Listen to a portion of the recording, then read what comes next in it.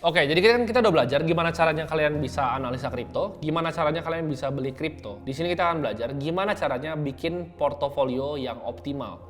Jadi kita cari risk adjusted return yang optimal. Kenapa? Karena di setiap investasi pasti ada yang namanya resiko. Aturan pertama dari investasi itu adalah untuk memanage resiko. Jadi kalau kalian lihat di hedge fund, mereka nggak ada yang pernah ngomong, oh mau cari cuan sebanyak-banyaknya. Tapi mereka selalu punya mindset untuk meminimalisir resiko yang ada, bukan mencari cuan sebanyak-banyaknya. Resiko sendiri kalau didefinisikan adalah potensi ketika kita melakukan sesuatu ada yang salah. Di kehidupan kita itu pasti selalu di mana-mana ada resiko. Kayak misalnya kita mau berangkat ke kantor naik mobil, itu pasti ada resikonya. Resiko ketabrak. Pasti ada orang yang naik mobil, tabrak dan meninggal. Itu nggak mencegah kalian untuk nggak naik mobil. Sama kayak misalnya kalian parasut gitu. Kalian mau lompat dari pesawat pakai parasut. Ada resikonya? Ada. Tapi kenapa kalian lakuin? Karena ada benefitnya. Oh, thrillnya, senengnya. Kalian pasti ngecekin. Kalian double check, kalian triple check. Kalian bener-bener cekin tuh apakah ini parasutnya bisa kebuka atau enggak nih. Jadi resikonya diminimalisir sekecil mungkin untuk mendapatkan kesenangan. Sama di investasi juga sama. Minimalisir resiko untuk mendapatkan return yang kita mau. Nah, ini gua akan ngajarin kalian risk management yang simple dalam kita bisa investing di kripto ya. Yang pertama adalah systemic risk, yang kedua adalah unsystemic risk. Systemic risk ini dimana kayak misalnya FTX. FTX kemarin tuh menurut gue adalah systemic risk, dimana karena FTX jatuh, Bitcoin jatuh, semua harganya ikut jatuh. Jadi kalian mau diversifikasi koin dimanapun akan kena semuanya. Itu adalah resiko dari market as a whole. Jatuh semua satu marketnya. Itu resiko sistemik yang kita nggak bisa hindarin dengan diversifikasi. Nah yang kedua itu adalah unsystemic risk. Ini resiko yang kita bisa hindari dengan melakukan praktek yang namanya diversifikasi. Artinya apa? Koin, misalnya kita yakin banget nih sama satu koin, itu bisa ke nol. Kayak misalnya kita cari koin-koin yang micin segala macam, itu bisa ke nol. Itu masuk ke unsystemic risk, di mana ada peluang suatu investasi kita bisa ke nol. Nah kita cegahnya gimana? Dengan nggak beli cuma satu koin. Contoh, misalnya kalau orang yang zaman dulu, oh percaya banget layer 1 kayak Luna, dia all in di Luna, semua uangnya di Luna, habis karena yang namanya unsystemic risk. Karena kalian nggak ngerti kenapa nggak boleh tuh cuma pegang satu layer 1 coin. Beda seperti Bitcoin dan Ethereum ya, yang memang track recordnya udah terbukti. Nah sekarang pertanyaannya, berapa uang yang kita mau resikokan untuk berinvestasi di cryptocurrency? Dengan ingat, kadang token tuh bisa ada yang jatuh ke nol dan nggak pernah kembali lagi. Ada juga token yang bisa dia jatuh dulu, ya kan? Kita udah panik, kita udah jual, dia baru terbang. Nah itu resiko juga, unsystemic risk juga. Goal dari investasi di kripto adalah untuk mendapatkan risk adjusted return yang optimal, bukan return setinggi-tingginya. Dengan meresikokan semua yang kita punya. Invest only yang lu bisa hilang. Dan kalau hilang itu nggak apa-apa. Ini gue mau kasih contoh dua orang ya, Johnny sama Budi. Johnny misalnya sama Budi sama-sama beli Bitcoin sekarang di harga 260 juta. Terus turun tuh harga Bitcoin tahun depan ke 210 juta.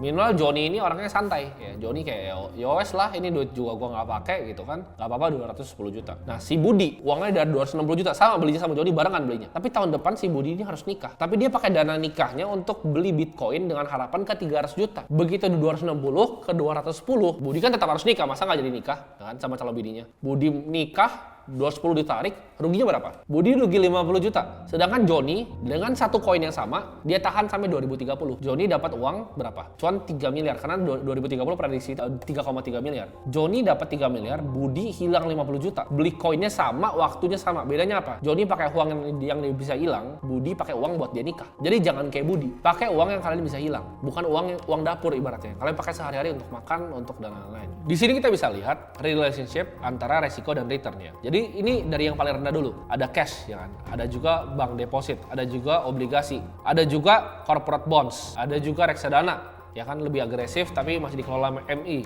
Ada juga saham, ada juga private equity, ada venture capital, dan paling ujung itu kripto. Resiko paling tinggi, tapi returnnya juga paling tinggi. Jadi make sure uang yang kalian taruh di sini itu uang yang kalian bisa hilang. Kita langsung aja, gimana caranya gue akan build portfolio yang konservatif. Jadi ini gue akan bagi 3, konservatif, moderat, dan agresif. Gue langsung kasih tahu aja gimana cara kalian bisa bikinnya. Kalau gue punya uang berapapun, ya gue akan pakai metode yang sama. Konservatif itu simple, 75% taruh di Bitcoin, 25% taruh di Ethereum. Simple, straightforward. Moderat, 50% taruh di Bitcoin, 25% taruh di Ethereum, 25%-nya lagi itu terserah. Kalian mau main altcoin boleh. Jadi misalnya 25% kalian mau bagi. Misalnya 10% kalian taruh Solana, 10% kalian taruh Polygon, misalnya 5%-nya kalian taruh BNB. Dan yang agresif, 25% Bitcoin, 25% Ethereum, 50%-nya altcoin. Ini agresif. Misalnya mau 10 BNB, 10 Solana, 10 Cardano, ya kan, 10 Polygon, 10 Aave. Jadi ini untuk orang yang super agresif mau dapatin return yang lebih tinggi. Kenapa? Karena koin-koin yang seperti Bitcoin, Ethereum pasti lebih lambat dibanding koin-koin yang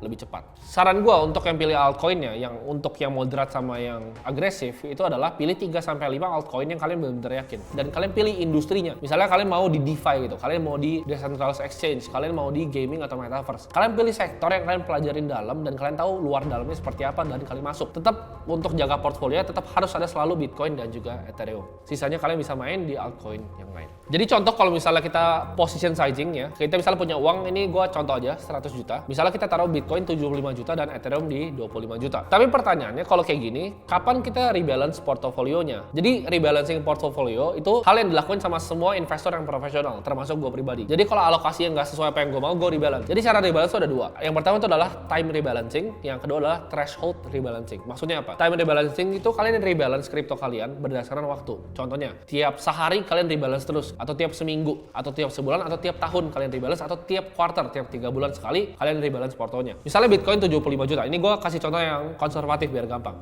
Bitcoin 75 juta, Ethereum 25 juta. Nah, suatu saat mungkin Ethereum-nya naik ke 30 juta. Nah, itu kan nggak 75-25% lagi. Kalian rebalance tuh, oh jual Ethereum buat beli lebih banyak Bitcoin. Atau jual Bitcoin untuk beli lebih banyak Ethereum. Biar dijaga di 75-25%. Value kan increase. Ethereum bisa lebih cepat karena dia lebih high beta. Tapi intinya kalian jaga equilibrium-nya antara 75% di Bitcoin dan 25% di Ethereum. Nah, kalau gue pribadi, gue lebih suka pakai yang namanya threshold rebalancing dibanding time. Karena waktu gue rasa suka-suka orang lah. Memang kalau udah deviasinya jauh, baru gue rebalance, simple. Ya, jadi gue pakai threshold rebalancing. Jadi kalau satu aset itu nge-lag dari aset utamanya, ya itu gue rebalance. Sekarang kalau kalian mungkin tanya, karena di akademi ini gue sifatnya transparan, gue suka kasih tahu kalian apa yang gue pribadi beli. Portofolio gue itu mungkin kira-kira seperti ini ya. Itu 58%, sekarang itu masih di Bitcoin. Kenapa? Karena gue lagi nampung nih. Tadi turun lagi, gue bakal hajar lagi. Ethereum gue masih kecil banget, 4% ya. Dan sisanya adalah BUSD, atau gue bisa bilang sebagai cash. Cash gue kenapa besar? 37%. Karena gue lihat siklusnya ini lagi winter kan. Lagi winter, gue lagi nunggu nih